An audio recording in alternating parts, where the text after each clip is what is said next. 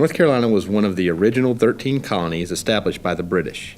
In the 1700s, the colony continued growing as settlers immigrating from the colonies of Pennsylvania and Virginia joined new colonists from Europe in order to forge their existence in the wide open spaces of the Carolinas. These settlers of this brave new world are familiar with unfair taxation practices. Corruption's hardly extinct today.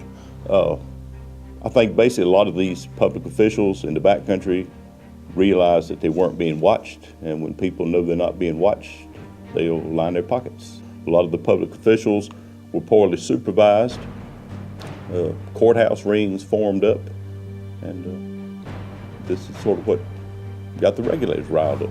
In the colony of North Carolina, before and during William Tryon's governorship, there is a noticeable rise of corruption within the administration. Many lawyers who are beholden to the new governor seem to operate with a wink and a nod from his office. These courthouse rings were breaking every English law you could think of. And that was the point that the regulators kept making, that what they're doing is unconstitutional, what they're doing is illegal. And we know it's illegal because we have a basic understanding of what the English legal and constitutional system is supposed to be. Exorbitant fees are levied at every level of government, and agents and sheriffs levy taxes well in excess of the legally stipulated amounts. Additionally, Tryon commissions construction of a new governor's palace. The Assembly approves 15,000 pounds sterling, covered by levying additional taxes. Herman Husband made it very clear in several of his speeches that they were not out to try to change the form of government. They had no argument with the form of government. What they had an argument with was the corruption that was growing inside of the government. The years pass by and there's no redress of the regulators' grievances.